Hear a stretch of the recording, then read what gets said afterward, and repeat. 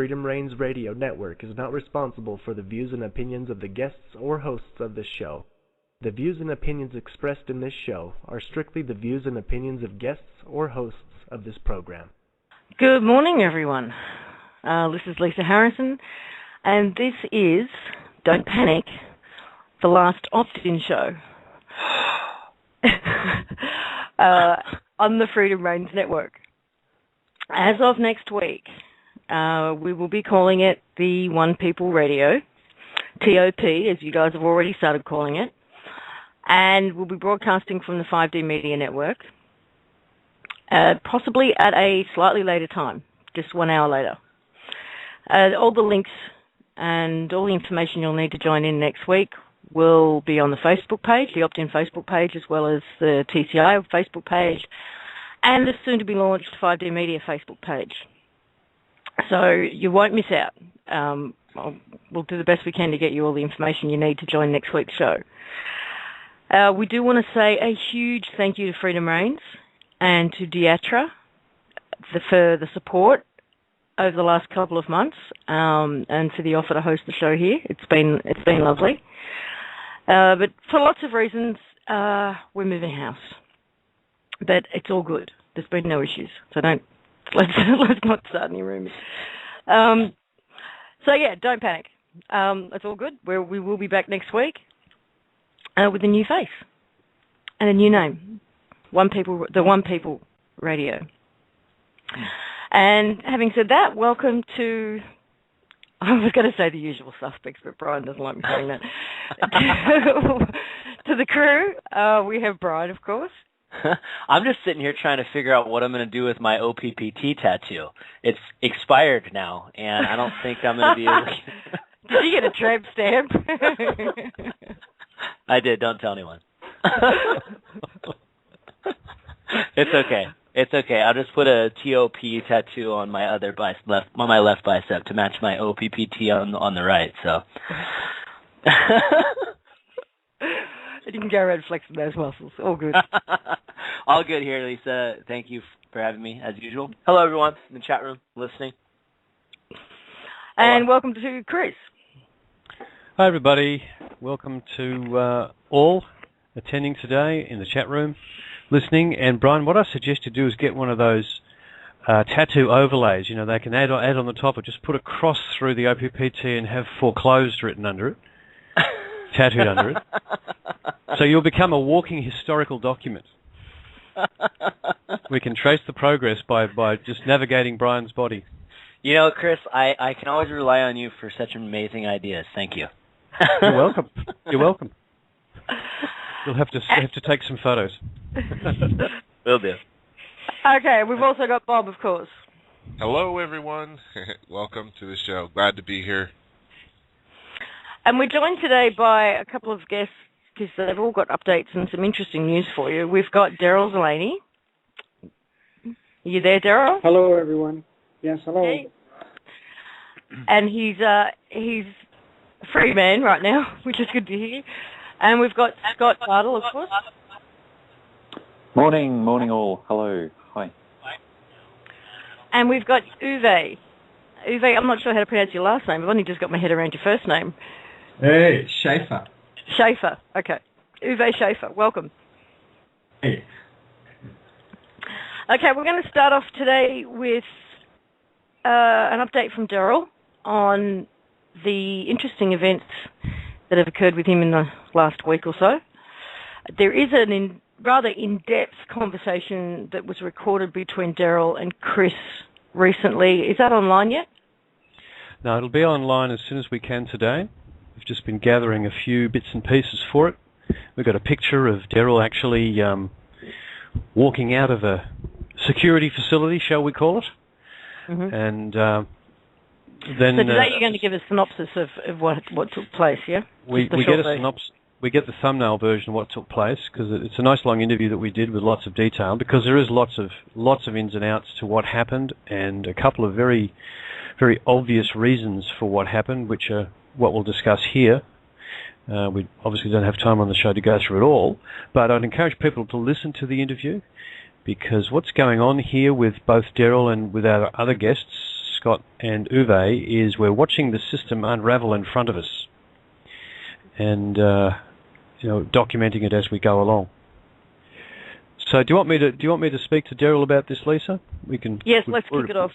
Let's kick it off now. Daryl's to thumbnail it for people who aren't aware. Daryl's been waging a one man battle against the system, shall we call it, in Canada to bring things out into the open, into the public, and actually put several of his own properties deliberately into foreclosure, which is also what Uwe did, and we'll speak about that when we get to Uwe and Scott.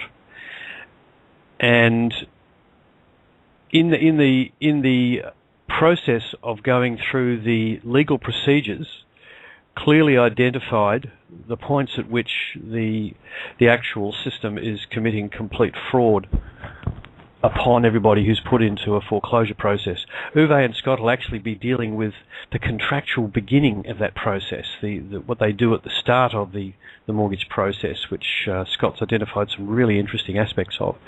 But for Daryl, he's right at the other end of the process. He's actually been evicted once from the house and went back for very specific reasons. Daryl, do you want to start there? Oh, damn, he's dropped off. All right, let's see if Daryl will get back on. Daryl actually... Yep, go ahead. No, go ahead. Daryl's been spending a lot of time and effort as he's gone through this process, educating everyone he comes into contact with, the judges, the clerk of courts, the solicitors, the bailiffs, the enforcers, the policemen, everyone involved, even the guy who actually turned up with the truck. This is fascinating, Scott. You'll enjoy this one. The guy who turned the other day, which triggered this event that we're going to describe, was working for a company who manages foreclosed property for the banks. And he is a removalist, and he and his son came with their truck to Daryl's place.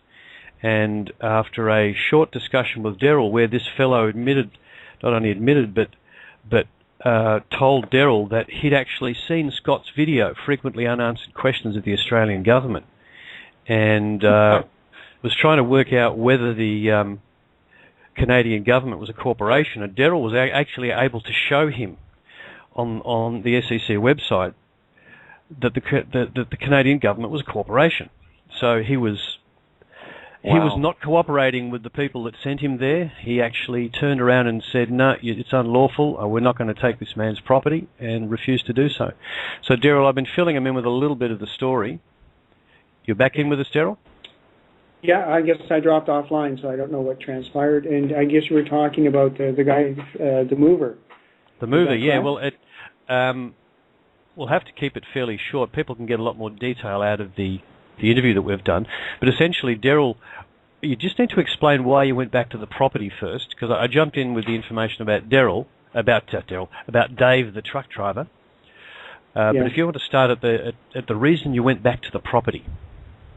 Okay, it was about a week, and we've had that interview. You have the tape when I'm discussing the situation with the alleged police there and the alleged sheriff or the enforcement officer. Well, what transpired is I was going by one of my other properties, and they had actually hooked on to one of my big trucks, and they were about to take it. They had no documentation or anything. The police were called, and the cops asked them if they had the appropriate paperwork, and which they did not. So at that time, they were ordered to release the truck and leave it there. But during the conversation, I found out they had already broken into one of the bays and they had stolen another large truck. Later that afternoon, I went back to my residence only to find out that a Bobcat loader was also stolen. So we're looking at approximately $40,000 vehicles and equipment that has been removed from my property, unbeknownst to me. So under the criminal code, I have every right to protect my property. It's called the color of right and claim of right. So I went back into my residence, and I stayed there for approximately 1 month. And during that time, no one from the property management facility came and checked on the residence. They're supposed to I'm going to say it's probably about 3 or 4 days. They're supposed to legally check to make sure there's no damage, no fire, no, flooding, etc. But none of this transpired while I was living there. And I would have only gone out, maybe a couple times a week to get groceries, but no one actually showed up to the residence. So on the day when they did, there was a truck with 2 operators, plus at least one representative from the management company. Yes, that's right. I noticed this vehicle backing in at the top of the driveway, so I took my camera out there. I took one of the filed flyers, and I took pictures of all the people. I believe there was 4, 3 vehicles and 4 individuals. I said, "You're trespassing. You don't have permission to be here." I gave them the flyers, and the truck driver, actually I invited him down for coffee, and we started talking about some things. He was reading the flyer, and he was quite interested, and I told him that Canada was a corporation, and he said, "I knew that." So. Uh-oh. That's not good. Daryl, you're back again. Come on, Daryl.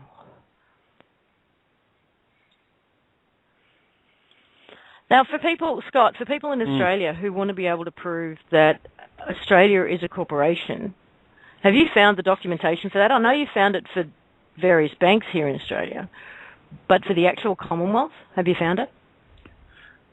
Beyond what's on the SEC website, there's very little that we've actually been able to come across. There is another website actually that's quite interesting to work with for corporations, and it seems to pull from the Dun & Bradstreet database. It's called corporationwiki.com. I'll drop that one into the chat there. Mm-hmm. And that one actually seems to present the ties to the other companies or individuals that are related to that company. So for example, Commonwealth of Australia, drop that into the Corporation Wiki, and it goes and shows all these various branches throughout the states, including about 62 different employees working in Washington. So that's a little bit. Will that work for most countries? It seems to. I did the same thing for state of Florida, and I was finding justices listed as companies. We were finding various different courthouses listed as companies, all registered with Dun & Bradstreet. So, it seems to work all over. Doesn't sound like government to me. I've just been sent, thank you very much, Lee Hu, a document which I'm trying to open. Well, and it is the listing on the SEC of the Commonwealth of Australia company registration. Yeah. So that's probably online on one of your websites, yeah? Yeah, that's up there, and it's still all over the SEC website. Yeah. Well, while we've got Daryl, let's jump back into his story so we don't have to jump over the place too much. Yeah, he's here. You there, Daryl? Yeah, where did we leave off? Well, we just got to the point where... You brought the guy in for a cup of coffee, and he said he understood that Canada was a corporation. Yes, and he spent about 20 minutes there. I printed off documents for him. He was rather excited that all this stuff was now forward. He knew it, but he didn't have proof. And a police officer showed up, and she was invited in also, and asked if I was a free man. And I responded, I said, "Why, are you a slave?" Well, we got a chuckle out of that one. Then about 10 minutes later, and I was back at the table talking with the moving guys, and 2 plainclothes officers showed up, and they became aggressive. I asked them to leave because they were trespassing, and under the claim of right and color of right, under the criminal code, I was legally defending my property peacefully.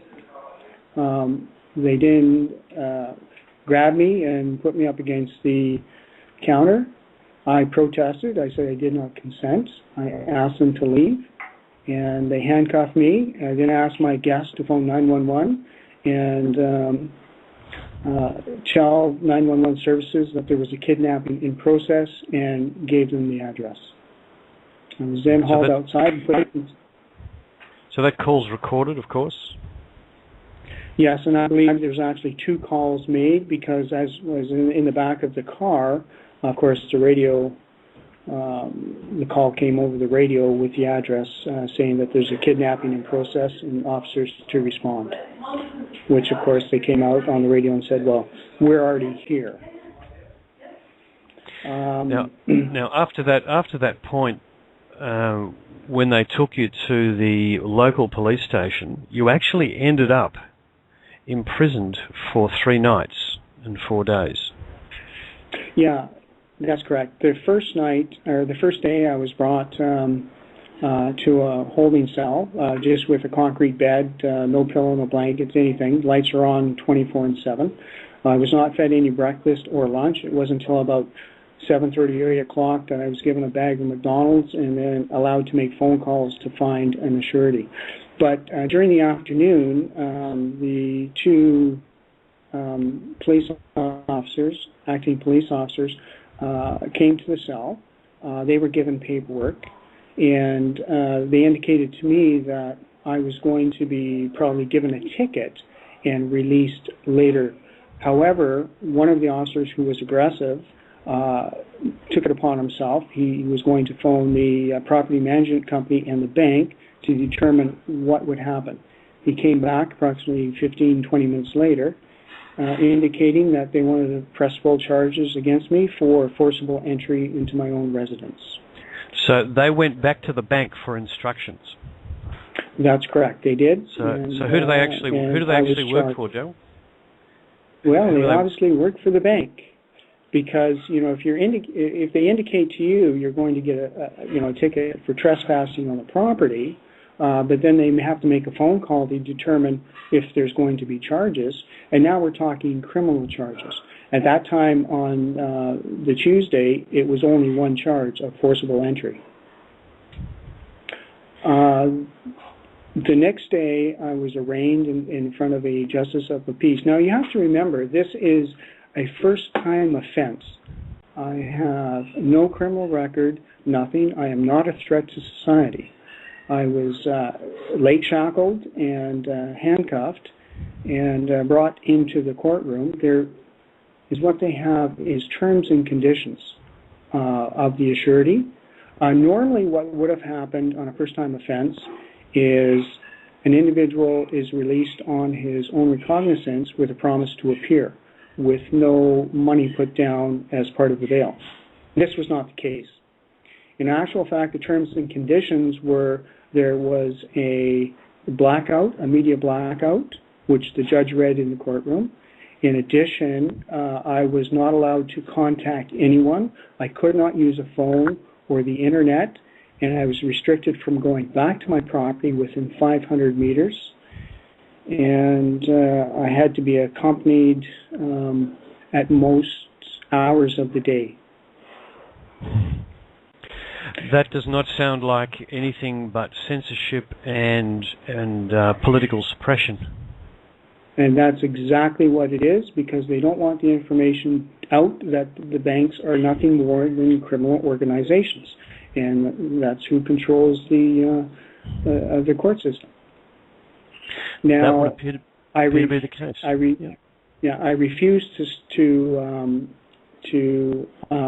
go with those conditions, and the assurities that I had there were very upset. They were fearful that the police would be coming after them. So I said, I won't put you in jeopardy, and I went back into custody. That night I was taken to another facility, and same sort of thing, just a concrete bed, no blankets, no nothing, lights are on, and I was fed there, however. I did request to make phone calls, twice I did request to make phone calls to arrange for a surety the next day. That was denied. I also requested, when an officer came by, to do a tape deposition in front of a couple investigators under oath, which was also denied. I was taken to court the following day and held in a holding cell at the bottom the courthouse, and then in the afternoon taken. Daryl, were you actually in chains while you were in holding? Yes, you're in holding. You're in leg shackles. The handcuffs are removed, however. Mm-hmm. And then in the afternoon, I was taken to a minimum and maximum security, where I actually had a bed and a pillow and some blankets and a hot meal. So that was good.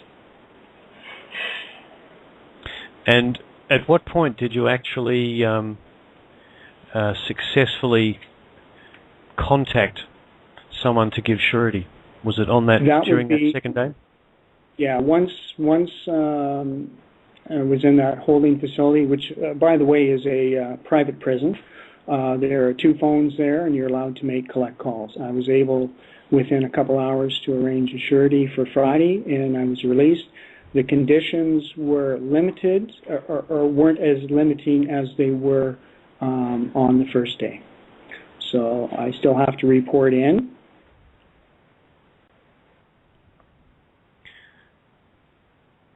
I think we may have lost Daryl again there, but I do know the conditions were that he had to report in. He had to stay with the people acting surety. There was no suppression. The Crown Solicitor was actually, in the end, in agreement that it was actually censorship, and took those off, because I think the system at that point recognised that was not going to be successful. Now, had they actually been successful in getting Daryl to agree to that, he would not have been able to do this interview today without breaking that order and actually being able to be pulled back in. So hopefully we'll get him back in a minute. He's dialing back in now. But the whole process was clearly designed to try to get Daryl to agree, to allow him, consenting, to allow himself to be completely stopped from communicating with the public by publication on the internet, by phone calls, or any form of contact with his, in inverted commas, followers. So the whole process should have been a ticket in and out in a couple of hours, and it turned out to be 3 nights and 4 days, and a whole lot of terms and conditions put to him which were refused and eventually whittled down to some minimum ones. Daryl, just list your the final terms and conditions that you signed off on. Terms and conditions, I have to report in every Monday to a police station, and I have a hearing on Wednesday, and I'm not allowed to go back to my property. I have to remain 500 feet away. But the other conditions, not being able to use a phone, the internet, and talk to people, has been removed. I refuse to accept those conditions. Now, the actual charge, forcible entry, that's a criminal charge, and when you go back to court, and we discussed this yesterday, they are going to claim that you broke into their property, which gives you an opportunity in a court who will put a higher requirement on evidence, that is, because it's a criminal court, and you can actually ask them to prove it, because on the books, it's your property. That's right. Now the burden of proof is on the Crown to prove that this is whose property it actually is. I have a claim of right. We have a video recording of that. We have documentation. The bank, in the first instance, when the civil procedure, they have to provide no proof of who the actual owner is. All they do is point to, well, you failed to pay your mortgage, therefore we're foreclosing under this administrative act. In this case, we have a criminal hearing where the burden of proof is now on the Crown, and the argument will be, okay, who is the legal owner? Let's show it. Because on their own paperwork, this way we can bring... As you said before, their own paperwork shows this is the property you trespassed on, and your personal address is at the same property. So even in their own paperwork, it's saying that you trespassed on your own property. That's exactly right.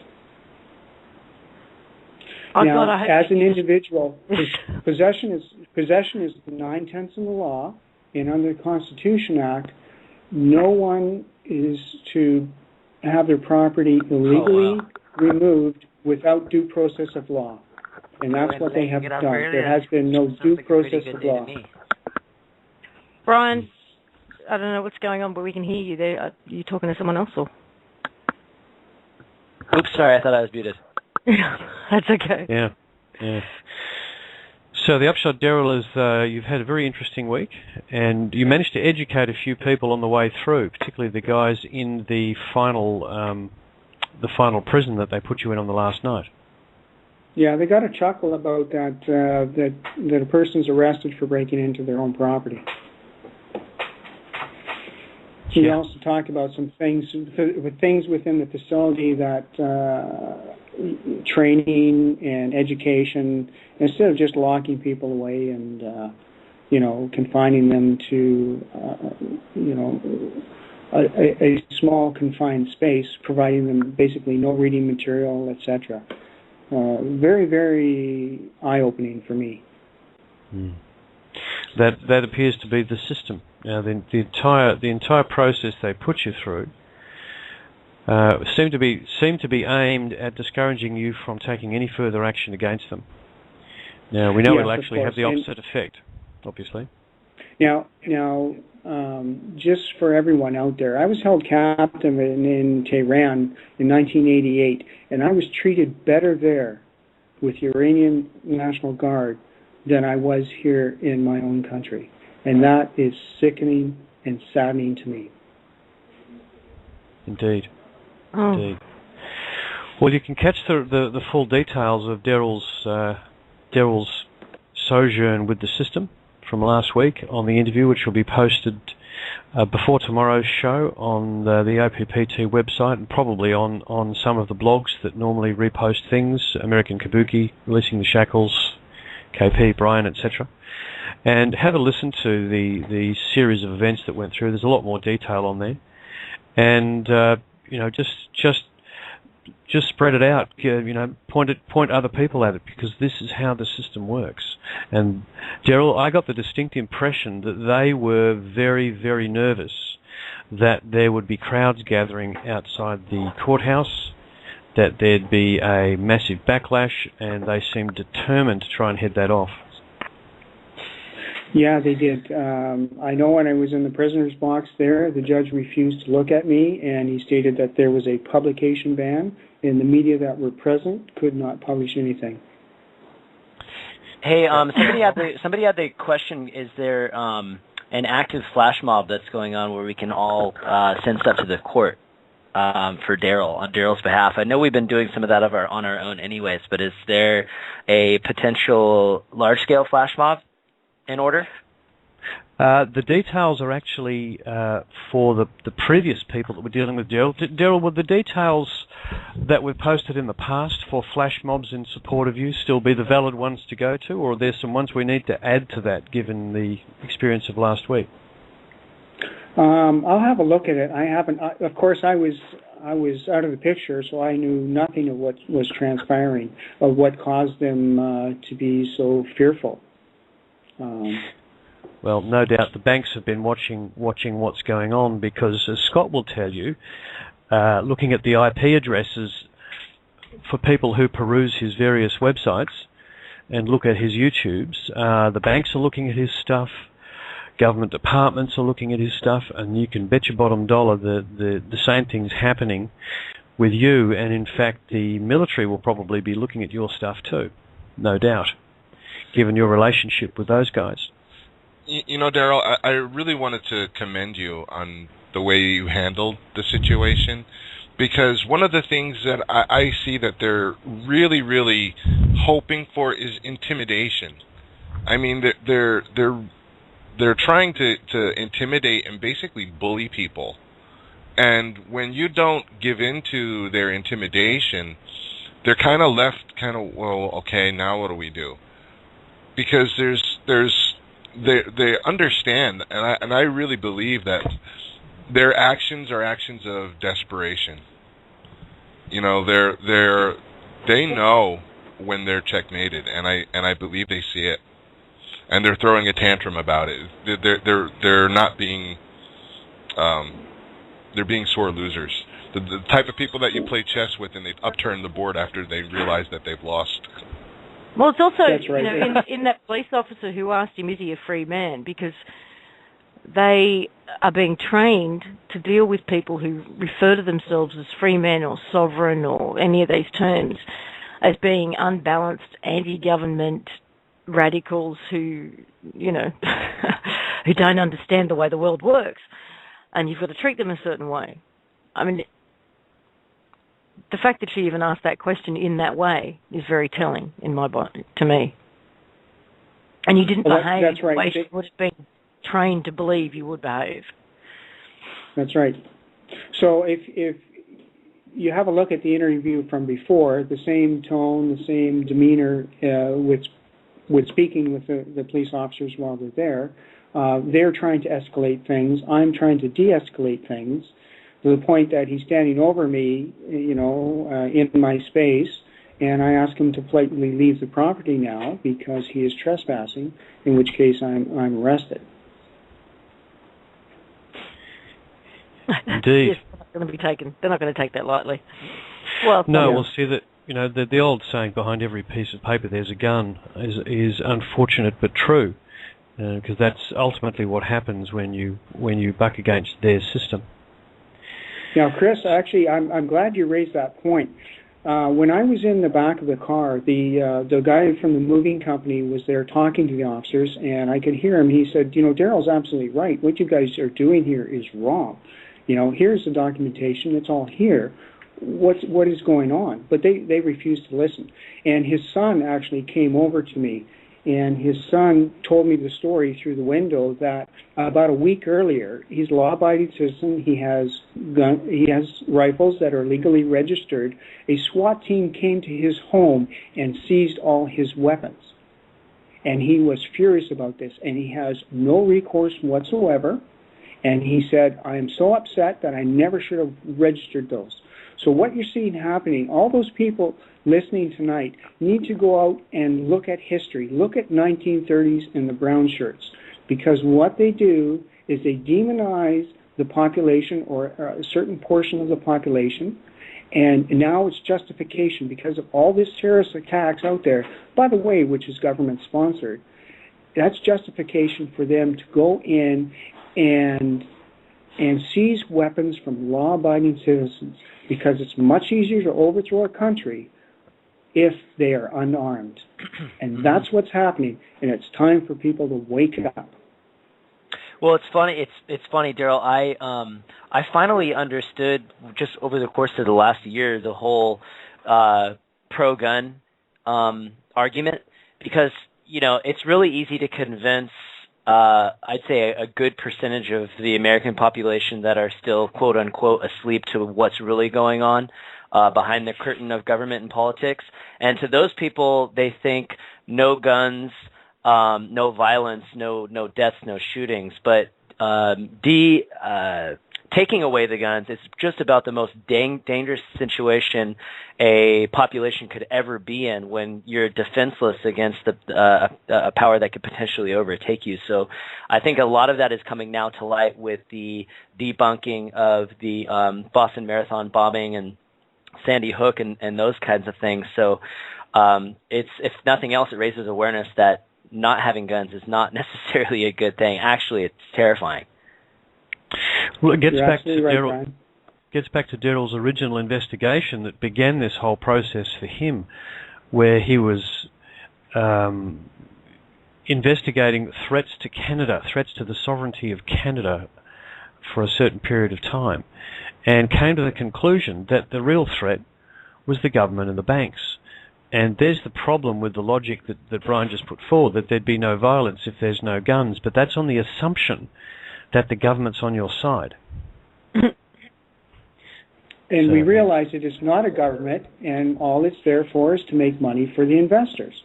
And that's clearly shown in the SEC and their yearly statements, their year-end. Daryl, one of the questions that we, when I say we, probably Scott and I muse on quite regularly is we're finding evidence, strong evidence, proof that these organisations are corporations. One of the things that's most difficult to find is exactly who the owners and shareholders are. Have you ever gotten to the bottom of that particular rabbit hole for the corporation that is Canada? Who owns Canada? It is a Crown corporation owned by the House of Windsor. So it's actually a property of the Queen of England. And then you can take it further. Actually, Canada is registered in Washington, D.C., and then we know all the corporations and all the central banks are owned by King of Kings, who wants it shut down. Well, on that subject, let's take a quick look at the blog that one of the gentlemen who tends to publish material for the Swissindo organisation from a couple of days back had another document from them. Yes, Chris, actually, before we jump into that, I think what needs to be known here is that people think they have a central bank, and I'm going to use the example of the Bank of Canada. The Bank of Canada does not belong to Canadian citizens. It does not belong to the government. It is a private bank, all right? And when it was first chartered, its charter was to provide loans to provinces and municipalities interest-free. Okay, that's when it was first chartered. It was incorporated also in 1934. So if we look at it from a business perspective, and you have a company, and you have a printer there called your bank of your company, and you can print out however much money you want interest-free as a business, why would you go and borrow money from overseas investors and pay 3, 4, 5% interest? From a business perspective, it makes absolutely no sense whatsoever. I'm sure None the at same all. for Australia. Yeah, I was just thinking that, Lisa. I was just thinking that all of the countries that are involved in the corporate system that is the Commonwealth, they all are indebted to the IMF. So, what's our own Reserve Bank doing? Why are they loaning money to us at interest if we own them? Mm-hmm. Chris, I'll show you. I'll give you an example of the investigation when I was going through the documents and the bonds that they're selling. Okay, so their claim is they're going to raise money from overseas investors. So they're bypassing the Bank of Canada. So they're issuing bonds to, for instance, in February of 2012, it was $6 billion that they issued to 6 separate banks. Okay, and on their books, it is no bonds were issued. It's just a bookkeeping entry, and every 3 months, an interest payment will go to for instance, HSBC, Royal Bank of Canada, Ameribank, and I can't remember the other ones. So why are they not issuing certificates, and why are they just paying interest? No money is actually transferred back to the government, all right? All they're doing is taxpayer money is going to pay these banks.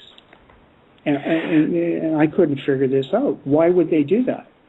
Well, they would do it if you want to bleed the country dry, increase the taxes, and bankrupt your country. When you bankrupt your country, then the investors come in and they take your resources. One of the things I've always wondered is how many sets of books these guys run. Well, we know they have two because we have two. We have proof of that, and that's been sent to the Parliamentary Budget Officer, showing the actual amount. For instance, right off the top of my head, the Native Bank of Canada, as I recall, had $9.3 trillion in off-ledger accounts. Yet they say they have no money. Well, exactly. I mean, all we hear about in Australia is the deficit the Australian government are in, or the country is in a deficit, and we owe X number of dollars, and yet no corporation runs at a loss for too long. Well, the other aspect is, we're fed figures by governments and by various departments of governments, and one of the things that I've always wondered is this: where does our tax money actually go to? And are the figures they're giving us about the amount of tax collected and available as budget for the government, are they cooked or not? Because if these are all corporations working in concert with one another, we actually have no idea how much tax is actually paid by the shall we say, the participants from, say, this country. We have no idea how much tax we've actually paid, and whether or not they've just scraped straight off the top and then fed back a proportion of that to keep us permanently in lack. So all that ever happens in the political process is that we're fighting internally to decide whether to feed what's left to, say, education or health or defence or whatever, and literally permanently on the back foot, and then turning around and having to borrow money at interest to do things that really need to be done. They actually talked about recently the amount of trillions and trillions of dollars that had been lost or unaccounted for, that supposedly went to the military-industrial complex, that just goes up missing every year. Just astronomical figures. I mean, there's absolutely nothing that's stopping them from just putting total fluff out there. Kind of like what I think is going on in the stock market right now. I think all those numbers are just fudged into a computer. I don't think there's any reality going on behind a lot of the reports, as far as, I mean, there's no transparency, so they could really do whatever they want, show whatever they want. And there's no way anybody could possibly say, "Hey, I'm not buying that as real. Show me the burden of proof." Then they just, they give you the finger and really walk the other way. This question comes to mind, and when you hear about it and you look at the whole big picture, I mean, if you were an extraterrestrial race and you look down, and you would have to really laugh, because here you have countries going into austerity measures, right? Because they're in this deficit, they owe money. They don't ask the question, what is it that we actually need? Is there enough food? Yeah, there's plenty of food. We've got plenty of, resources to build houses. We've got all of the things that you need are right there. We just don't have the money. Okay, because yes, okay, and you look at that and, really, people? Really? Mm-hmm. Oh, we can't do it because we don't have enough digits in this account. Yep. Guys, we're preaching to the choir here. I know. I feel you though, Bob. Yep. Daryl, go ahead, Lisa. No, I was going to thank Daryl as well, and thanks for the update. And please, if you're interested in following Daryl's story and supporting him, the full interview with much more detail will be up on the opt-in site once Chris has got the final package together, I guess, to go up there. That's right. In the next 24 hours, I'd imagine. Yes, and correct. Daryl, when's the court date? When are you due to go to court? This Thursday I'll be in court, and then we'll set a trial date at some point in the future here. Okay. Yeah. Which I'm looking forward to. We have lots of evidence and testimony. Great opportunity. Yeah. Yeah. Absolutely. Listen, now we've also said yes. Go ahead. Yep. You go ahead. Okay. You the boss. You the boss man.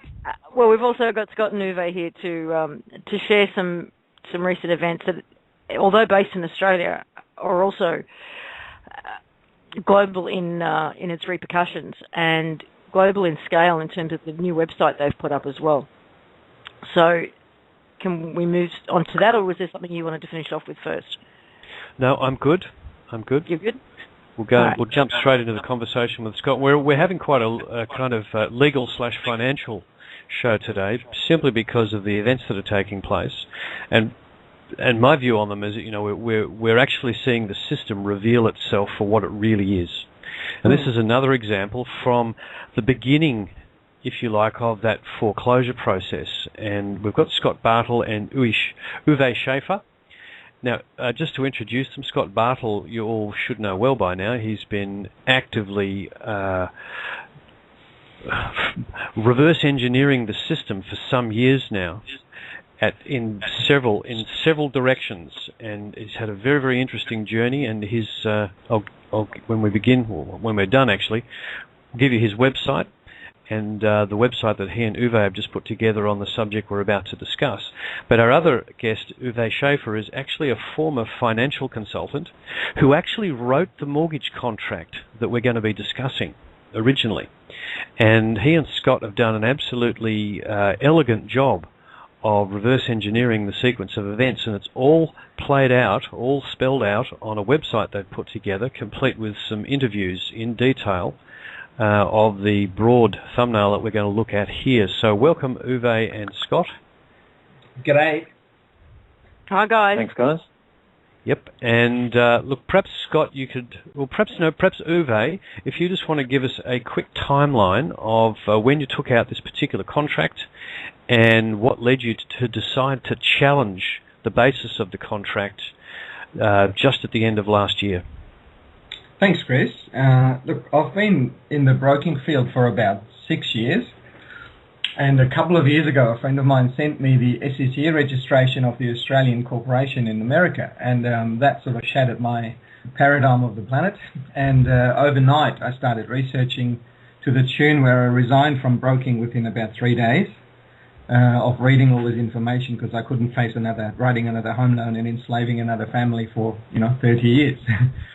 That was 2 years ago. So over the last 2 years, I did immense research and basically day and night lived and started breathing this whole thing to the point where middle of last year, I did an attempt to challenge my lender and send in a quasi-informal letter asking some questions about the origin of the funds and all this, and they simply brushed it off. At that time, I got very determined, and probably the same month I met Scott. I think it was June last year.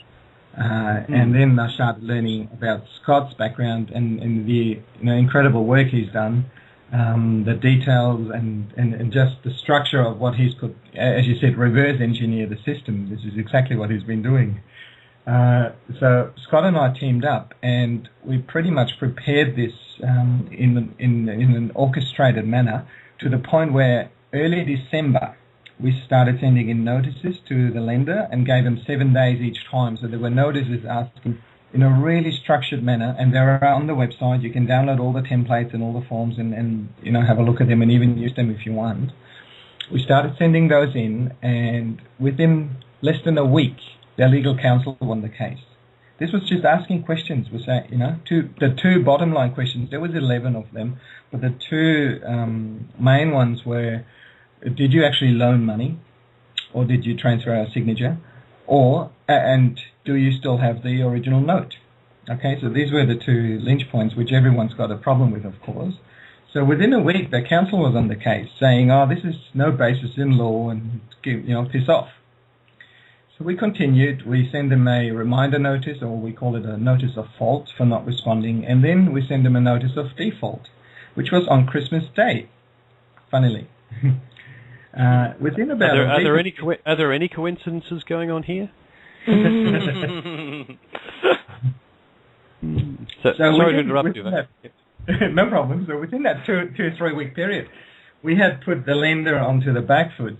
That they had to provide certain information, and I forgot to mention that same month I stopped paying the mortgage as well. So we wanted to see what are you doing on the parallel path to enforce the loan. Okay, so we did our enforcement over here, saying you haven't provided any information to the underlying contract, and all you're doing is pointing at the signature.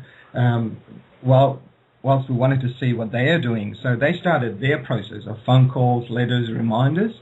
We had them in what we deem a default position from our end by the end of the year. And in early January, we started invoicing them for their actions based on a set of terms and conditions we provided. And these stipulated, if you call us chasing unsubstantiated debt, it's going to be this much. And you may have come across some of Scott's terms and conditions on his website before. Again, they're also on our website, and we put the link in afterwards. So this went in one direction, and they went down the other direction. However, the moment they reached their default notice, which was mid-February, unbeknownst to us, they went straight to the Supreme Court. Now, the interesting point here is that we initially wrote the loan or submitted the application in two borrowers' names, which is myself and my wife, and Barbara is the only one on the title. We did that for tax reasons at the time, so she's the only title holder. When they served us court documents last Thursday for immediate possession, they only went after the title holder, and even though relying on the underlying contract by name, they call her Miss not Mrs. They just mention my name in a little sentence on the side, so as if maybe they're divorced or not even together. So they're hunting down now their title holder, going straight for possession. Yes, relying on the underlying contract, however, not relying on the contract. Do you see what I mean? Mm-hmm. Yes, they're saying the contract is the proof, but it's got both of your signatures on it, and yet we're going after the title holder only. That's correct, because I'm the one who put them in the corner. All the letters and notices had my name on the top, so the default was actually done by myself. So they're trying to sideline that clearly and to withholding any information from the court. However, they also went straight to the highest court in Western Australia and took a hold of the highest judge, the Chief Justice that we've got there, who from experience we know could be a very difficult one to deal with. So you think they're a bit nervous, Uwe? It appears that way.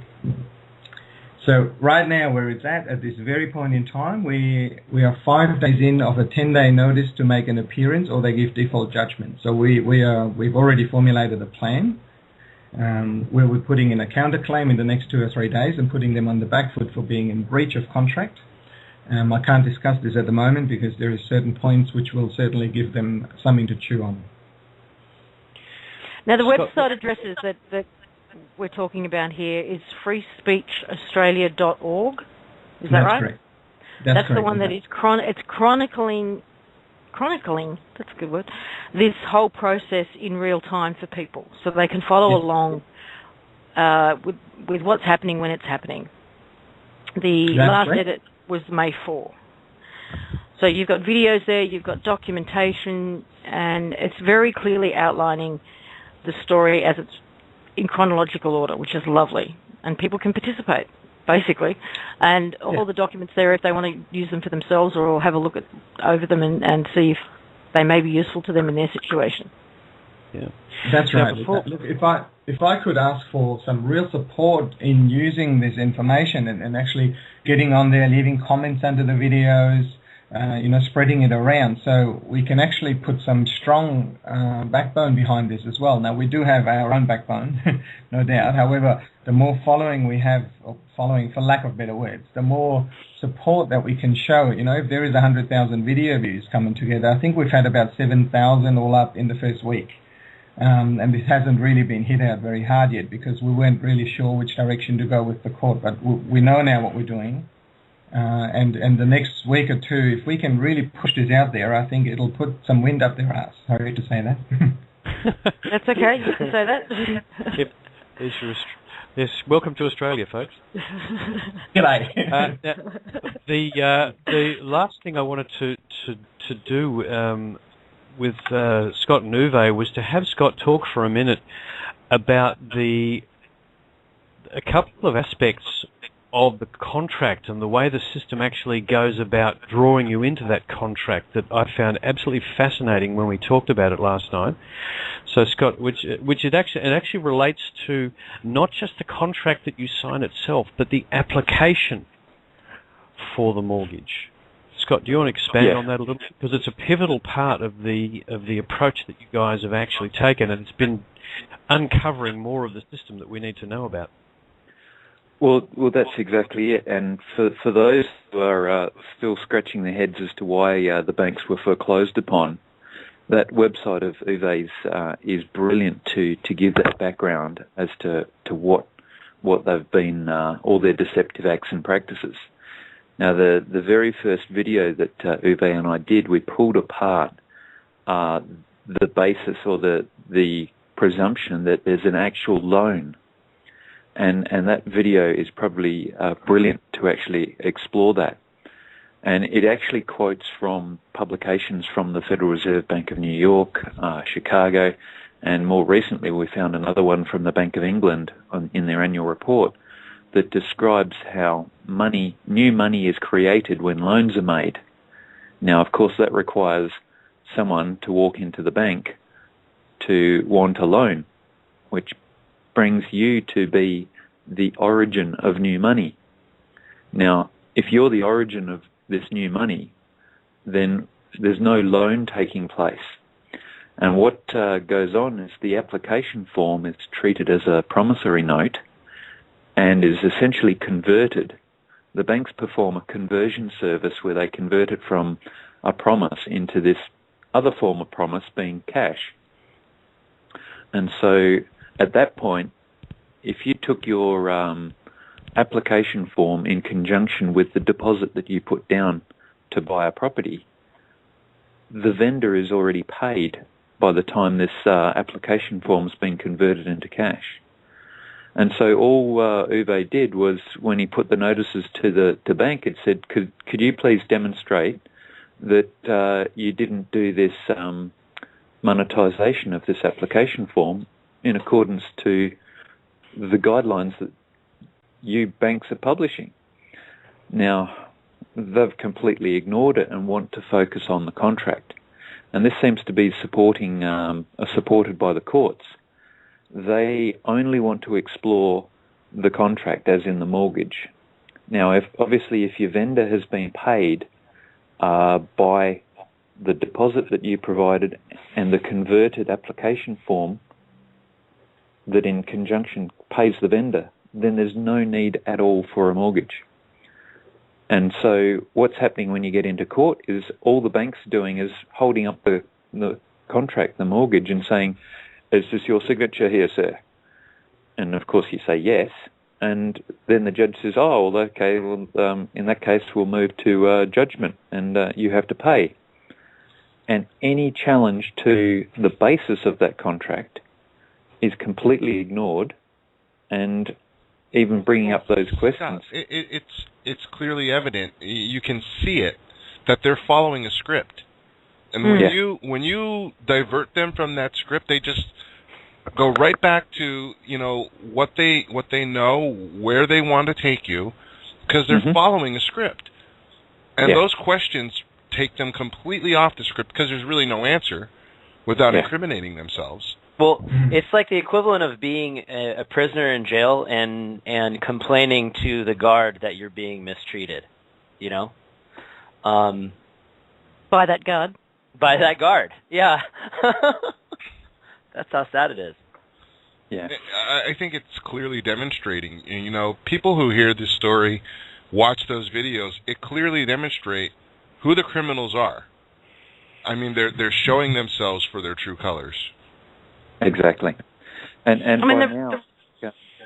I was just going to say, the reason for the focus today on what seems to be banking and financial is because, in my opinion, it's the IUV system that has the announcement of the IUV system, which has really started to unravel it all.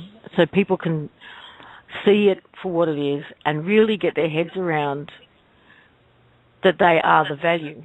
If they understand that paperwork aspect of it, the way the banks absolutely work, the banks know that you're the value. They've always operated based on that premise, that you're the value. They've convinced us that cash and gold and silver are the value and that we have to exchange our value for it. But that's not actually how they operate. So when people can see it exposed like that, it makes it a lot easier to get their heads around the fact that they are the value, and that's why the IUV system will work. That's what I think. Yeah, Lisa, may I say something here? There's a couple documents that I think we have on the opt-in website. One is called Modern Money Mechanics, published by the U.S. Federal Reserve, where it shows the debt credit entry that Scott was talking about earlier. And the other one I think we need to get on there is the history of banking, which shows everything about 3,500 years ago up until now. And this is excellent for people to review. Is that the Money Masters one, or is that a different one? It's a different one. Different one. Okay. History of banking. What we have sent you is, 1 or 2 pages only, but there's I think it's approximately 90 or 95 pages. But we'll get that so people can download it. But Modern Money Mechanics explains how they create money out of nothing, based on your signature. Yeah, that appears to me to be the key. If you look at the picture of what Scott just described, when you sign the note and give them your deposit, you've just paid for the house. That's right. But they don't tell you that.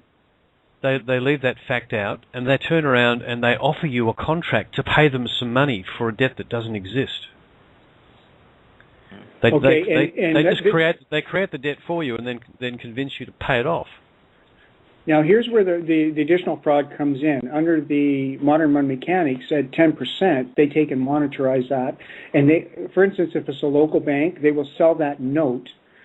It's a $100,000 mortgage. They will sell that note to the central bank.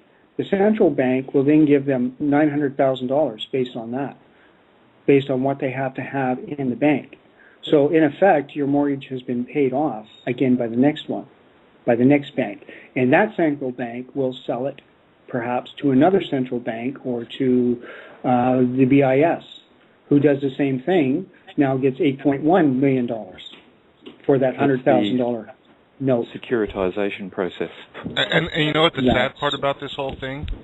The poor guy who went in for that loan is now going to work 40 hours a week, and then they're going to tax that on top of it to pay back that loan with interest.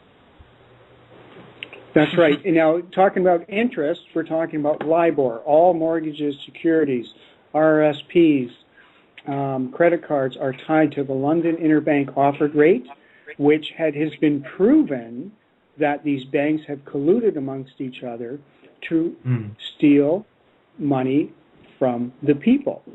Barclays Bank was fined $453 million for their interest rate rigging, and HSBC was fined $1.95 billion for their involvement in the interest rate rigging and drug money laundering. You know, and that was the biggest crime, the biggest financial crime in the history of finance, and what they paid, Heather's talked about it before, what they paid was cost of doing business. When you're talking about dealings in the trillions and they get slapped with a $500 million fine, you know they're behind closed doors laughing their asses off at that. Yeah, I have to point out that it's what they call a rounding error in mathematics. You know where you increase the 0.5. If it's 0.6, it becomes 1, or if it's 0.4, it becomes 0. It's a rounding error, folks. They don't care. And the thing I found really extraordinary about LIBOR is that it was about 15 minutes on the news, and then it disappeared. And as you said, Brian, biggest financial crime in the history of the planet.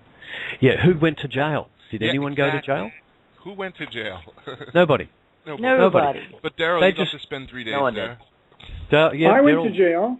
Yeah. But I wasn't even found guilty yet.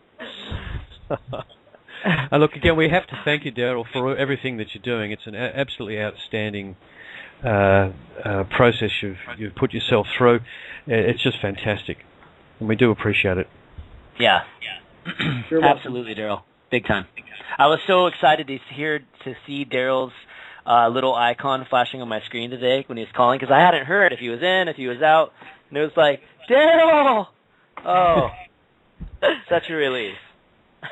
There you go. Yeah, Brian, I do want to move on to this latest document from Swissindo, but before we do that, let's finish off with Scott and Uwe. Where are things at the moment, and what's the message you really want to get out there today? Okay. Do you want me to cover that, Scott? Go for it. Cool. Well, right now, as in timelines, we are basically pushed a bit by them trying to railroad as fast as they can. They're really trying to rush it. They, at this stage, think we're not represented.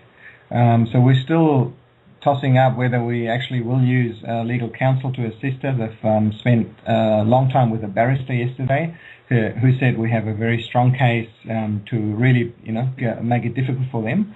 But obviously that'll cost a heap of money. And the other question is, will we self-represent and push forward to stop them in their tracks? Otherwise, they could have a default judgment within 5 or 7 days, which obviously we don't like. That would be the fastest foreclosure on record. Probably I've never heard of it. Less than a couple of weeks. Yeah, well, that shows you how nervous they are. Yeah. Because I think Scott's really uncovered the core of the deception.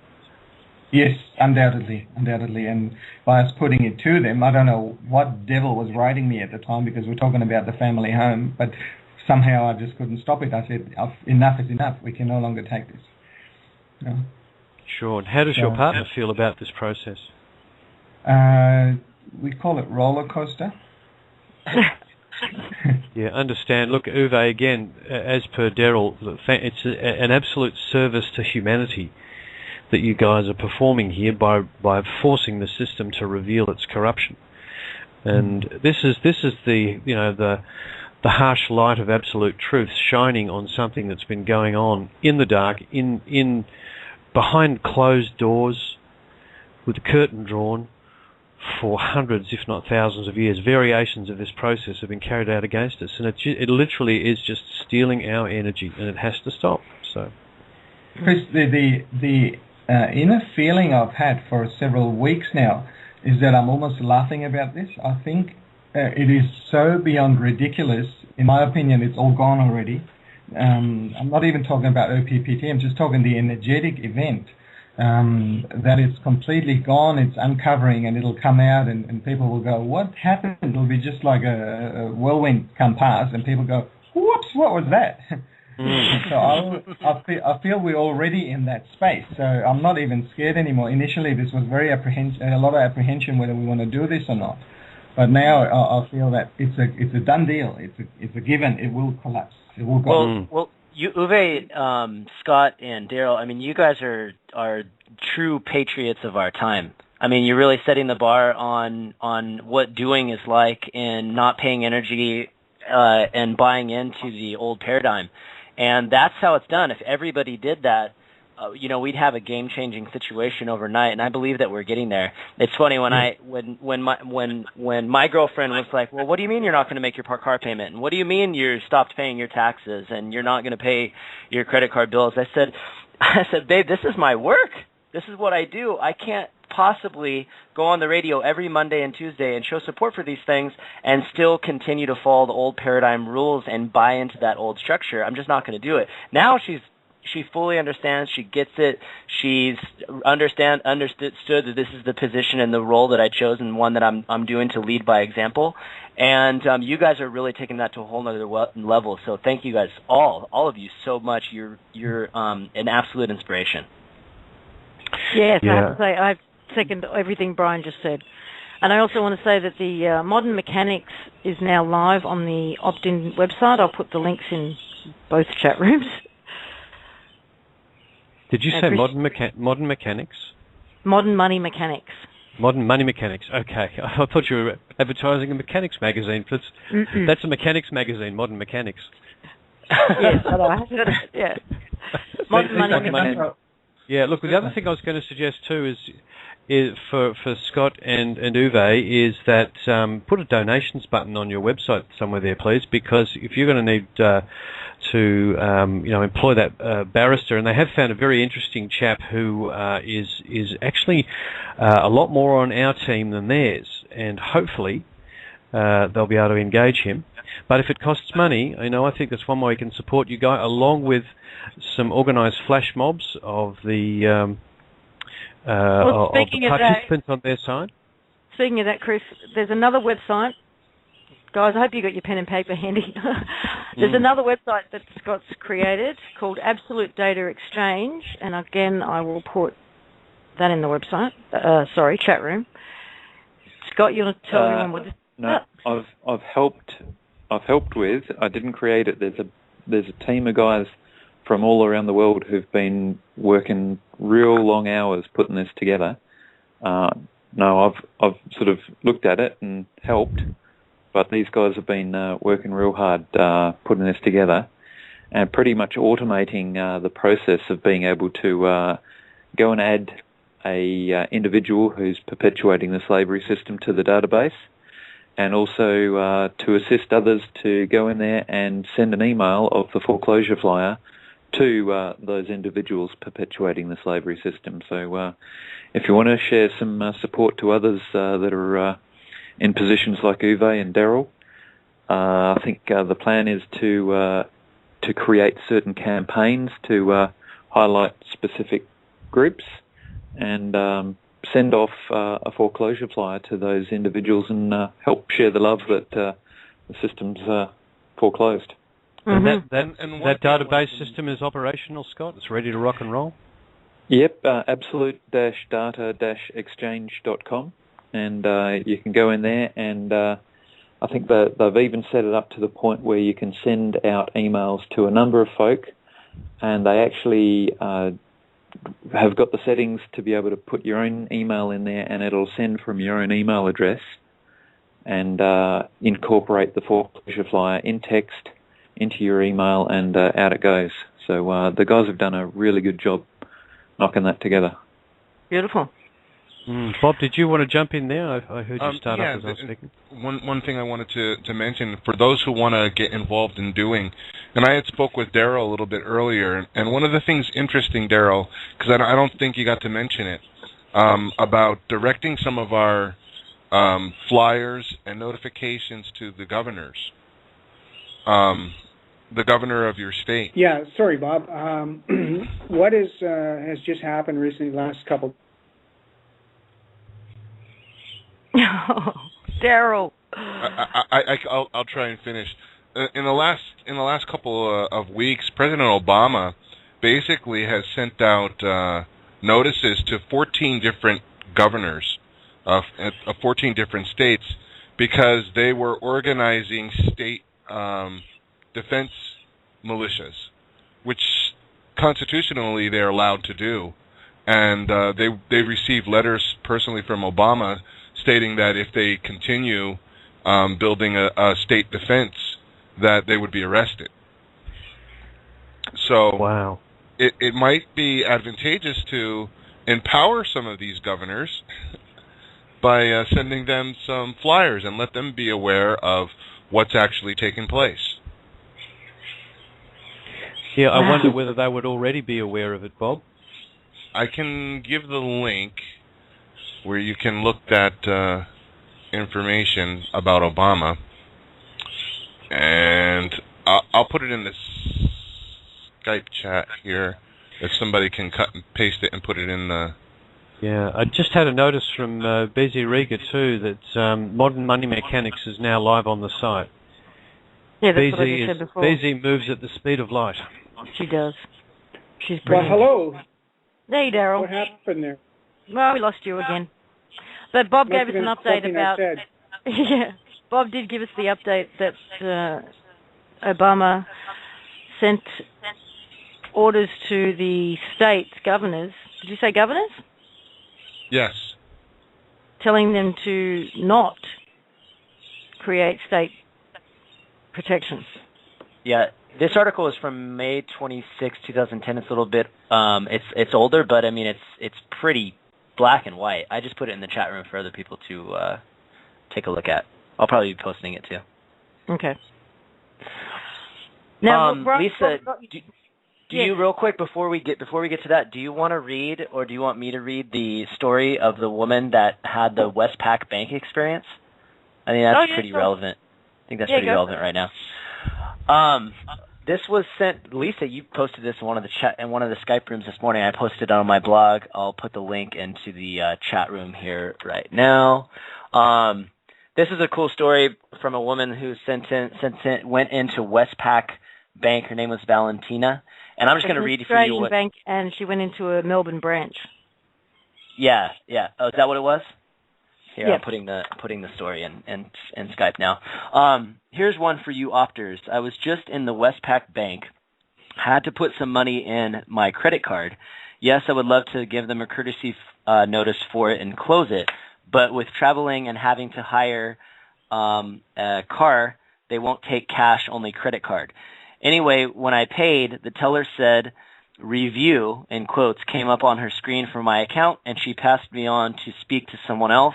I was curious and interested because I knew I was going to mention the foreclosures I had been wanting to for a while. So we sat down, and she looks on the computer screen and then says that I am eligible for another credit card. And I said, really? Even with the collapse of the whole financial system and foreclosures on all banks, they are still offering extra services? She was taken aback and very surprised when I said it, but she did say yes.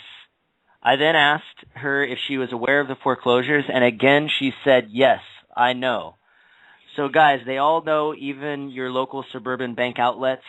I finished by telling her I will wait to see what happens because I feel lots will very soon. So the word's gotten out there. I mean, this story is a great illustration of everything we've just been talking about. I mean, we have to assume at this point, especially considering this story, that it would apply across other banks as well as law enforcement departments and various governments. I mean, we had the story for that one guy reported in Australia talking about the law enforcement actually having a closed-door meeting to talk about this and how to handle it. So despite what anybody's saying, the word's definitely getting out there.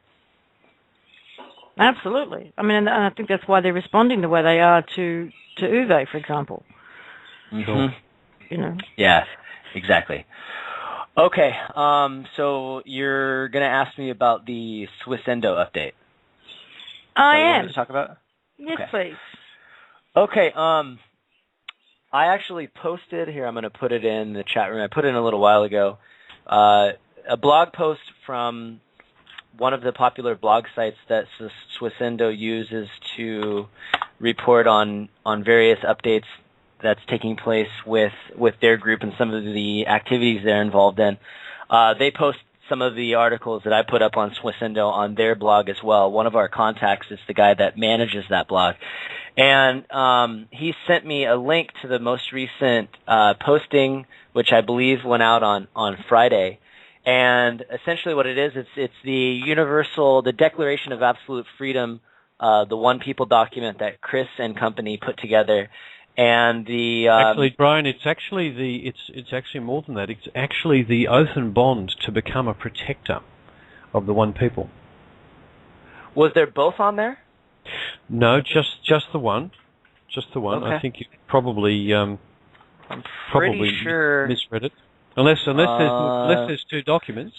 There's the one I see at the bottom. It's at the bottom of it's at the very bottom of the post that I put up. And it definitely is. Let me just make sure, because there are two documents. Everybody's seen them for the most part at this point. Let me just make sure. Yeah, this one, Chris. Mm-hmm. Protecting and serving. So we've got the M1 King of Kings, Mr. Sino, signs the Declaration of Absolute Freedom.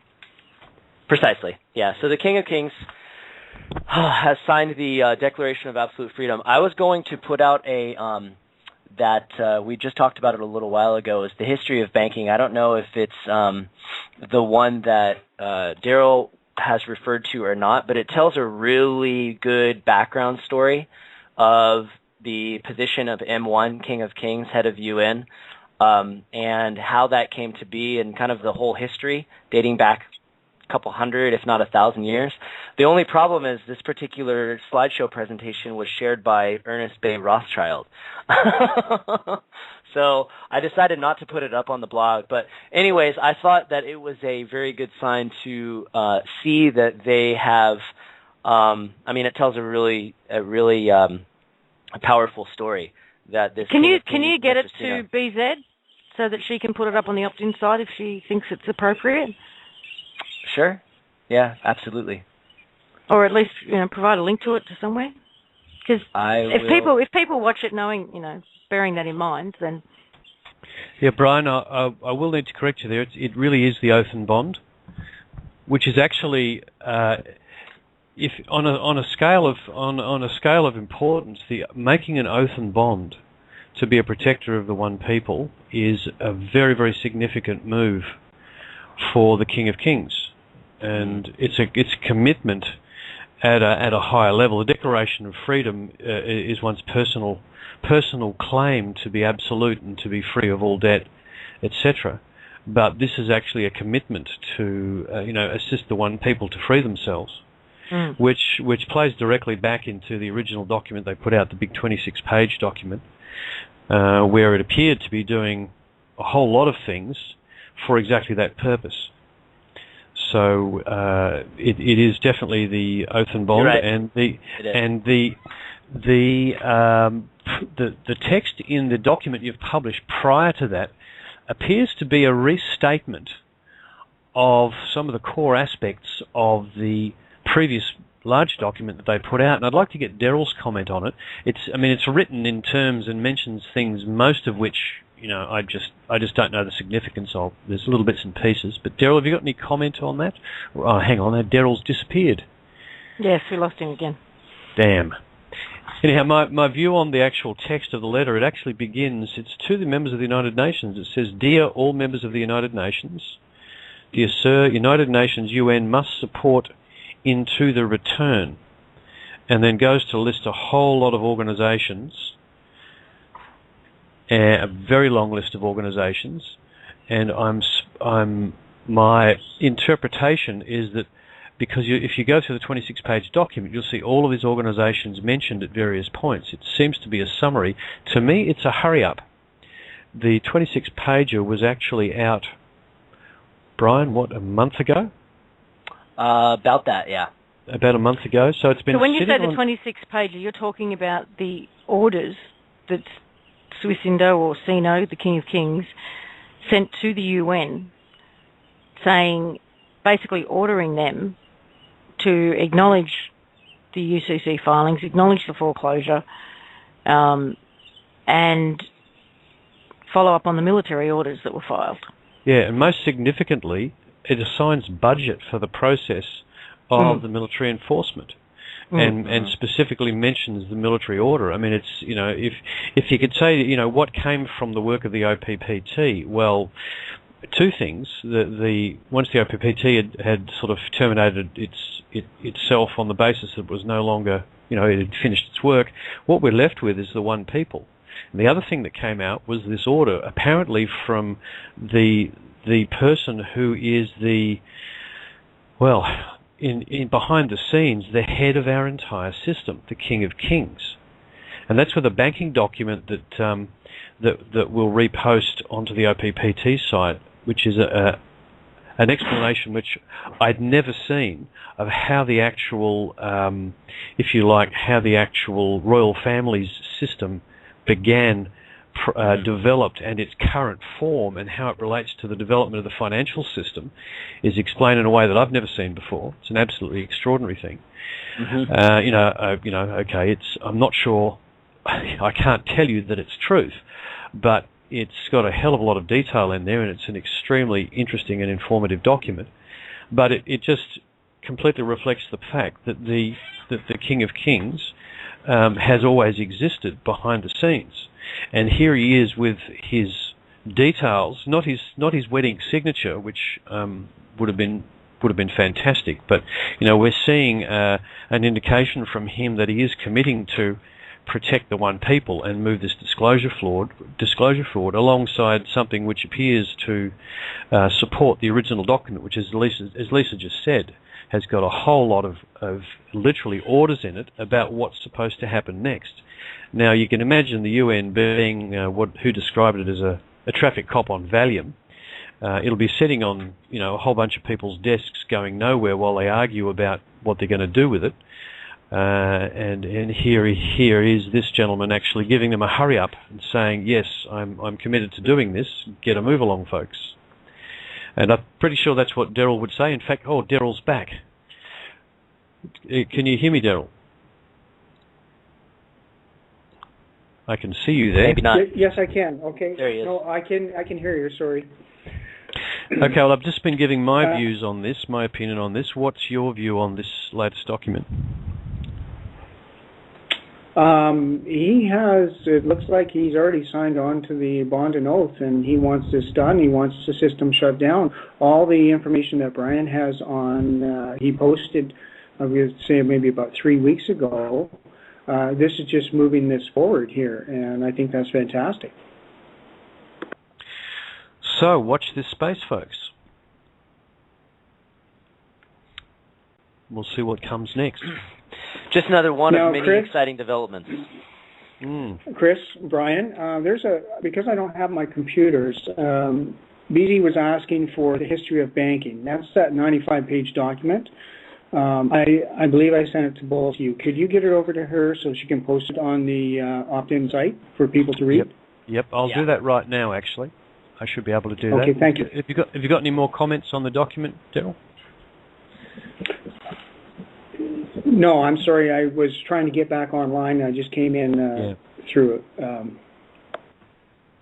Yep, okay, no, we're down to about 30 minutes, and here, let me actually read one quick thing. This is from that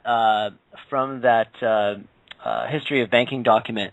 There's the M1 plan, I guess, is kind of summarized. They called it the plan of the experts. They feel it's part of the divine plan. I'm going to read this verbatim. It says, it's driven by a genuine attempt to better the fate of all mankind and bring them all into a material level of comfort, after which man is free enough from daily troubles to pursue mankind's ultimate goal of unity with God for each and every one. It is a long worked upon plan of unifying the world for as good as possible, for as many as possible. That was their basic guiding principle. So that's how I understand it. Now, it says here in this document, he refers to himself as, let me find it, King of Kings, IHM, Big Top Royal, K681, King of Kings. Is that in reference to he is the 681st in line to hold that position? Well, the 681st holder of the position is my understanding of it. So this line goes back, allowing 20 years per occupant, which I'm not sure how that would work out in terms of accuracy, but that goes back 13,000 years. So we're talking about a line of succession that has always been present throughout our history, going back to before Atlantis, if that information is accurate. Fascinating thought, folks. Yeah, very. Indeed. That's something that stood out for me. And I mean the whole document's pretty cool, but that stood out for me. And again, right. I'd love to sit down with the folks down at Swissindo and get an actual interpretation of some of the stuff they write, because it's almost impossible to interpret it from our position here, except to get an overall take. So interesting times. People are wondering why it's only happening now, and I'm going to give you my very limited perspective on this. Is that what we're dealing with is a group of individuals who are, and who always have been, cloistered to a certain degree, and surrounded by, in their inner circle, their outer circle, and their extended reach by corruption. Mm-hmm. And they have not been able to pave a clear path through that corruption in order to achieve their goal. And the last time they had tried to do that was with Kennedy back in the 60s. Mm-hmm. That was the furthest they got in recent times. And that's now only as a result of what the OPP did with their filings that's cleared a path for them. That's exactly how I understand it as well, Lisa. And that history of banking document is what tells that exact story. And essentially what happened was when the monetary system got put into play, all the corruption commandeered the authority of this M1 King of Kings. And it just got so corrupt and broken that it was part of their heritage, it was part of their legacy, but their hands were tied to act on anything until the UCC filings came into play. One of the things I wanted to remind everyone, way back during the original, maybe it was the second Heather interview, Brian, I'm not sure, but everybody asked, well, what is it that can we do? What can we do? And Heather mentioned you're already doing it. Your comments on the blog, the radio shows, the different videos that are placed up, all of this, they are paying attention to. So to answer that question, it's happening now because we're happening now. The fact that they even mentioned the public trust in their declaration and in that executive order tells you why it's happening now. We're happening now. And this is something that really should empower people, because everybody, I have had this conversation. I'm sure each one on the panel and everyone listening has had this conversation with some member of their family, and, well, what can I do about it? Comes down to, or one person can't change the world. Well, yeah, it can. and it has, and it is continuing to do so. So everybody give themselves a pat on the back, a round of applause, because you're the ones that are doing it. Yeah, every the things that Uwe and Scott are doing, that Daryl's doing, everyone around us is doing in their own way, putting energy into this process of moving us out of a really old and completely corrupt system. And we're not too sure exactly what we're stepping into, but it will make it work. And that's the thing. If we, the concept of the one people is the other thing that came out of the one people's public trust. Just knock off the public trust, and you're left with the one people. And I have to hats off to Heather and the other trustees. They've pulled us through an educational process that we really could have taken decades, right? And they've pulled us through it in a few months, which is extraordinary. And it's had the same effect on the guys down at Swissindo. They have responded at for them unprecedented speed. Normally this sort of thing would take years to organise, and yet within literally weeks of seeing the work the OPPT did, they're issuing an order that will change the planet. Like, really? Wow. So they must have got an absolute energetic blast from the result of everybody's attention and efforts on this score. As Lisa said, I agree with her views completely. They're very cloistered, surrounded by circling sharks, and the only thing they can do, they can't make little moves. They can only make really, really big moves that affect the whole system. So they can only do it when the conditions are exactly right. And because they responded with such speed, I'm looking at it thinking they're ready to rock and roll. And here the second document arrives that all it does is support to a greater degree what they've already done in that first order. So I am, congratulations to absolutely everybody who's been putting into this, and thank you to the one people. And speaking of doing, I want to thank our wonderkind, BZ. She's already got the history of banking up on the website as well. Cool. There you go. If anybody's listening that wants to look at that document, because only the people in the chat can see the link, it's posted today on my blog, briankellysblog.blogspot.com, if they want to go look at it. Cool. Okay. Updates, everyone. What's the updates on Project 13 and the IUV exchange? With Project 13, it's Caleb's still powering along in the background there, getting it ready to launch this month. As he said last week, that if he doesn't get it done, he's putting the gun to his head. So we're leaving him alone to just get the work done, because we don't want to see that happen. The IUV exchange, we don't actually have an update on that, because the first thing that'll come out is Project 13.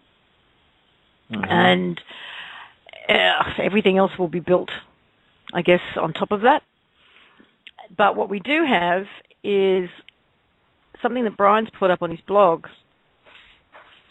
and I'm just trying to find a link for it. Updated understanding. Here we go. Oh, yeah, I just put it in the chat. Okay, updated understanding of the IUV exchange system, Project 13, and clearing some disinfo. Now, it's a combination, what this post is a combination of a synopsis or an understanding that a gentleman wrote, whose name is, Brian, can you remember? His name's Simon Parker. Simon Parker wrote, right. And then that conversation, his synopsis was shared with Heather, so she went through and clarified some aspects of it. So what I suggest you do is go and read the entire post. His summation is pretty accurate. What he said was, ever since money came into existence, it has been used as a tool to represent the true value of the human being, which we touched on earlier. The true value, the intrinsic value of human beings, can't be equated to a number or to any amount of cash. Money has been inserted between the creator and the created, and has been used to manufacture a system whereby human beings have become slaves to money and the money masters. What the OPPT filings back in 2012 achieved was to expose the slavery system and to effectively neutralize it. Now, later on in this month of May 2013, the so-called IUV exchange will be launched under the title of Project 13. That's one of the things that needed to be clarified. Details of the content and the way the system will work have yet to be released. Suffice it to say, however, that this system is the game changer. So what I am suggesting below is nothing more than a best guess. Each person on the planet will now have the opportunity to connect with an online system that offers them the following. 1, a personal value resource worth 10 billion of any existing currency they choose to use. 2, a personal iPage that consists of an alternative to Facebook, but without any monitoring or data harvesting. A facility to create your own web page, I think. An equivalent to eBay or any other similar trading platform. An equivalent to Amazon or any other similar market stall. An equivalent to Skype. An online banking facility which contains the 10 billion. This iPage will replace all the existing online mechanisms for communications, interactions, and for purchasing. Moreover, the iPage will be unhackable. It will be entirely free of any government or alphabet agency oversight. It will have an ability to be entirely personalized to your own specifications. It will contain individual access codes that are uniquely yours, so that nobody else can use your page, not even the software writers. I know this sounds too good to be true, more like something out of a feel-good science fiction movie, but this is what I have gleaned from listening to recent blog shows and from reading associated literature. In addition to, and in parallel with this release, several other major events will be happening. Disclosure of ET, already going on with the citizens' disclosure hearings in DC. Release of erstwhile suppressed technologies, such as replicators and zero-point energy devices. 3, the introduction of anti-gravity car transportation, followed closely by the implementation of stargates for local and long-distance instantaneous travel. Needless to say, the existing banking system, along with all associated structures and mechanisms, will collapse as soon as this iPage is released. Governments will become irrelevant, the politicians will disappear back into their holes. Additionally, chaos will inevitably ensue for a short period once people have access to these unfathomable amounts of money, as nobody will bother turning up for work or for anything for that matter. This is why it's important that all suppressed technology is released in tandem with the iPage. And it goes on, but included in this post is clarifications from Heather, some comments from both Brian and American Kabuki. So I strongly recommend reading it. Lisa, we should probably, just for context and contrast, read the quote that I added from American Kabuki after I posted it, because it's extremely relative and it's a message I think if you're going to read everything you just did, we should probably share that too. Let me read that real quick. Sure. American Kabuki wrote, I would caution people to wait until the UVI exchange is released until making grand proclamations as to how it all works, considering this was obviously not from Heather. It was from someone else, from this guy, Simon Parker. Got it. There is much to be done, many unknown obstacles yet to deal with, and things to do just yet. I would think of May as the kickoff point, but how rapidly it expands, I would not speculate at this point. It's a big undertaking. Caleb's Project 13 is separate from the iExchange, but uses it. One is a framework of transactions, the other is a software product, and I hesitate to use the word unhackable to anything made with human hands. I am sure Caleb is doing his best to make it hacker resistant. So this just makes sure that we also share the message that everything that Simon Parker mentioned, it's all very exciting. None of the details have officially been announced yet. So leaving this one to the infinite possibilities that the universe has in store is absolutely the only way to go. We will all have we'll all have more information soon enough. Yeah, just got to remember as we go along, we've never done this before. We're writing the script as we go. And whilst that sounds kind of scary, it's also exciting, because it means that, you know, we're absent limits, all cards are on the table, and, you know, the game ensues. And if you look at the events that are going in parallel, we've got the geopolitical system showing every sign of going into a self-feeding frenzy via the incredibly weird, bizarre phenomenon that is the dinar revaluation. You've got Swissindo looking like they've got the potential to be a perfect bridge into the other thing that's coming on, which is the universal exchange. So when I say perfect bridge, I mean Swissindo has somewhere in a combination of the way the old system works and the asset that inside the old system Swissindo represents, we have an ability to to absolutely minimise that chaos effect that the gentleman refers to in his writings, because I think if it's properly handled, it'll be a joyous event rather than a chaos event. We just have to get it right. You know, we've got Sovereign who's had his hand up for most of the call, and apparently he's chomping at the bit. So I think I've got him here. Is that you, Sovereign? Hello, 757? Oh, shoot. Hello? We've got a set. Yeah. Hello. Please hold on 1 second. Hurry up. That's okay. It's just live radio. No worries. Peace, everyone. I told you I was going to explode. Absolute love to all embodiment. You too. Are you okay out there? You're all good? I'm all good. I walked into the Matrix last Thursday. It was, to say the least, I had a meeting with the vice president this time, and later in the meeting, the director of customer issues was brought in via telecom. What bank are we talking about? BB&T, the same bank. BB&T, okay. This meeting went a little different than the first meeting with the assistant vice president.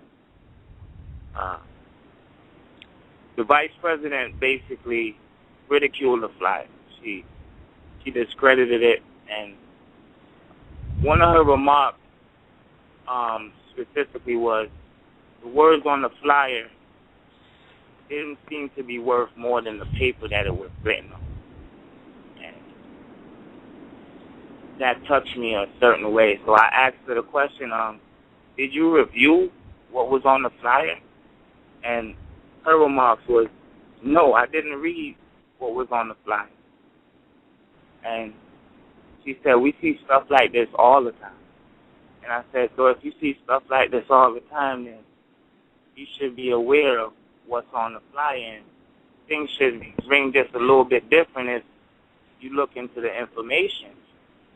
And that's when I pointed to the fact that should any individual pursue any actions on behalf of a foreclosed bank or government causing any individual any damage, as herein described, they in their individual and unlimited capacity are absolutely liable.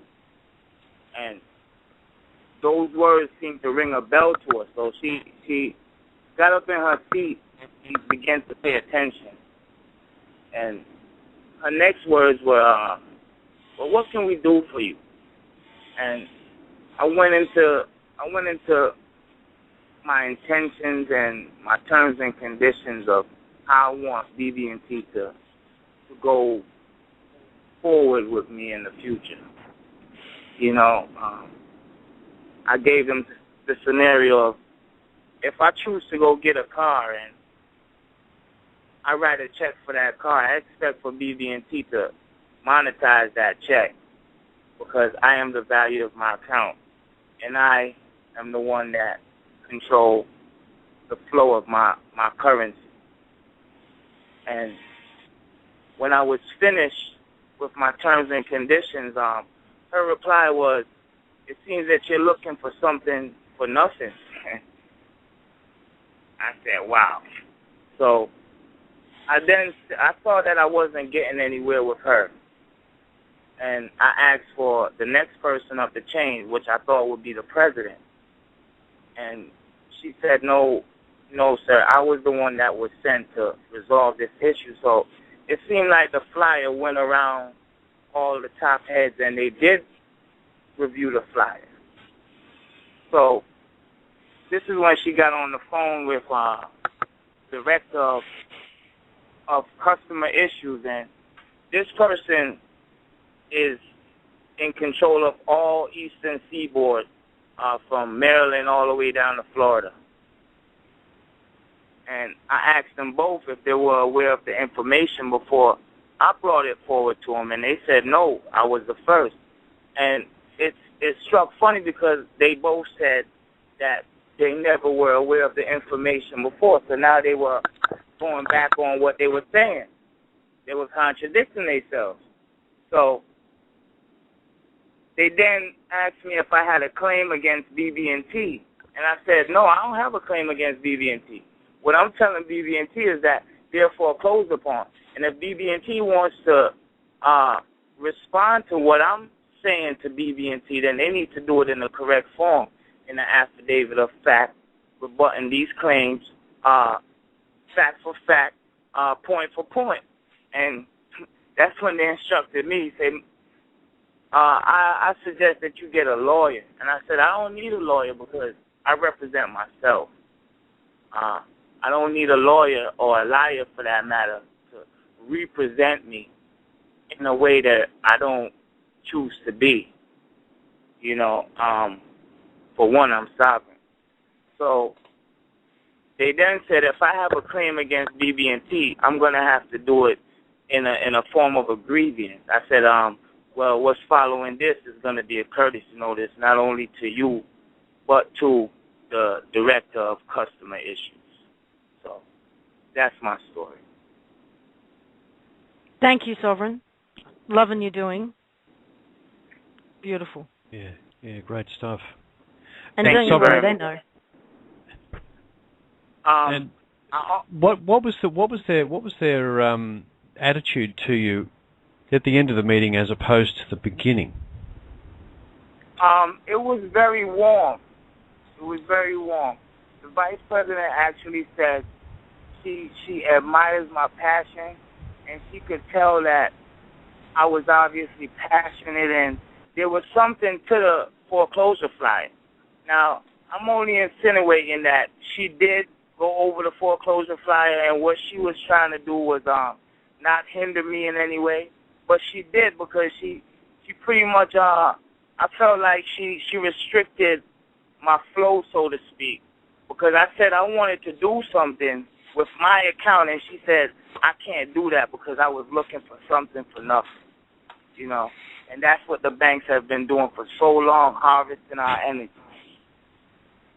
Yes, they don't like the tables being turned, do they? No. Right. No, but that's fantastic work, Flo. Beautiful.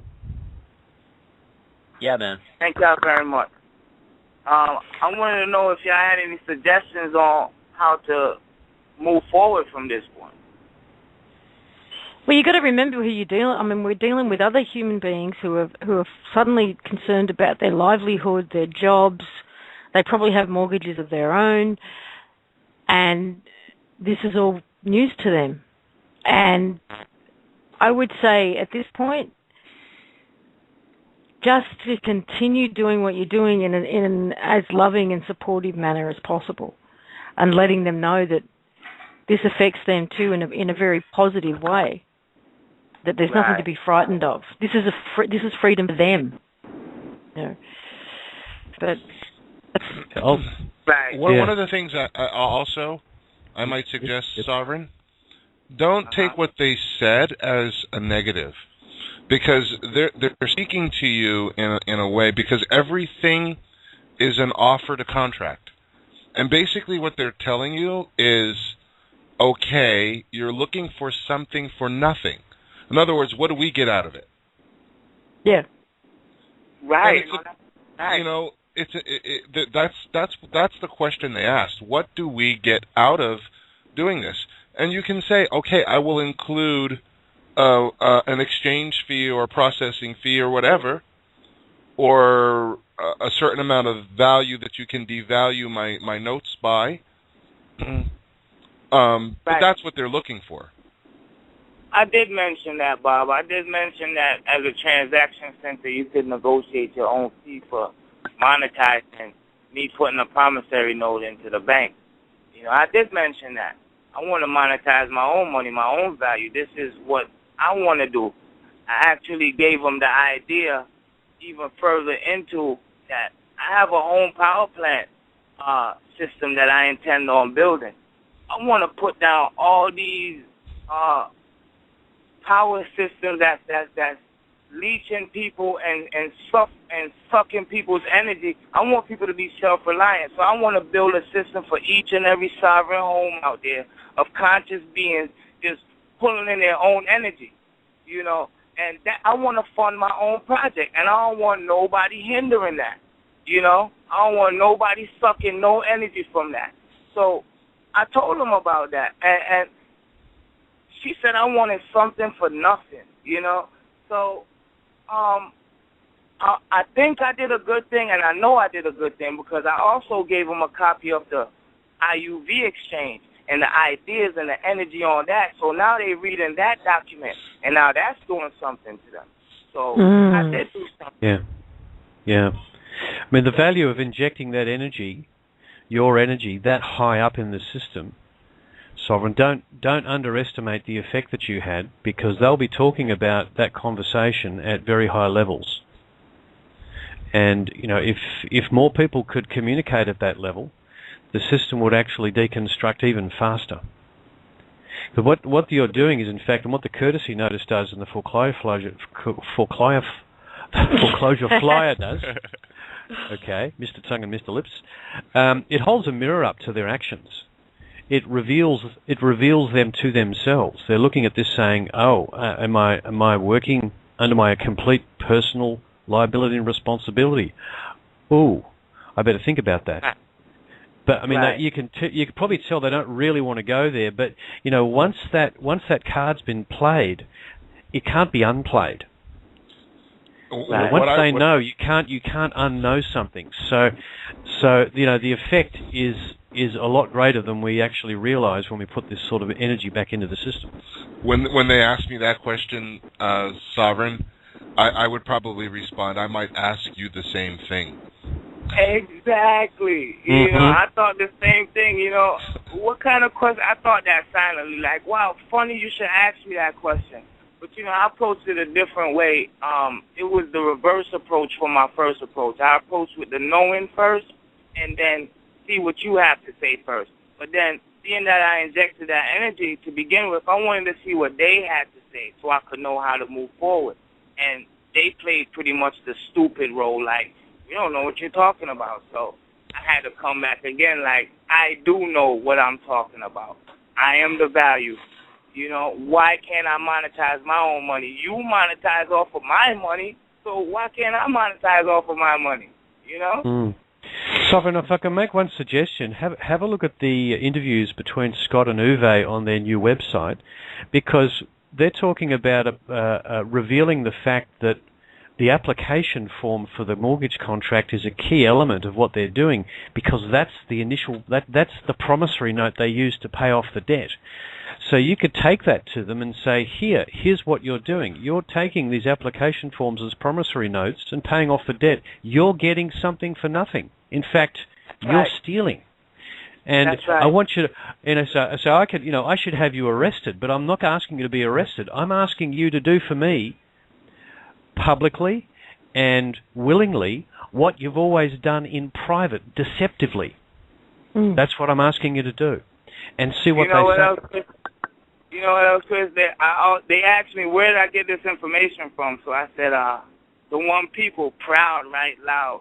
And I said, you want to talk to them? And both of them said, no, at the same time.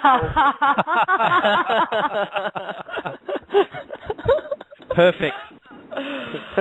Oh, it's too funny. Okay, just to recap, because we're about to lose everyone, guys. Hey, so you might want to read Scott's comment that he just put in our private chat. Not just pay. a clarification. You say that. I love y'all. Love it. Yeah. Love you, Sovereign. Love y'all. Peace, love, and light. All right, bro. Okay, yeah. What Scott suggested was, in fact, filling out one of their application forms and taking it into them and saying, here's my promissory note. I'll exchange that for cash, please. Yeah. Perfect. Great suggestion. And if you want, pull out one of those Federal Reserve publications or Bank of England annual reports where it says this is what we do, and show them the paragraph, which, again, go back and have a look at that video that Uwe's done. Pulls it all out and lays it out for you. Well, perhaps we should start another campaign where people walk into banks and do just that. All right, well, more on that next week then. We've got some just some websites to go back over. There's the absolutedataexchange.com freespeechaustralia.org. What else? We've got new information. I'm going to point people to those sites on a blog post that I'm going to put up too. Okay. The Swissindo documents up on Brian's blog, and the IUV exchange information. Thank you to Scott, Uwe, and Daryl for joining us today. That was great. Lots of information on today's show. Really good. We'll see you guys tomorrow for the Collective Imagination on the 5D Media Network. And love to everybody. Thank you, Sovereign. You rock. Love it. And I hopefully will have an update for you guys next week on some of my doing.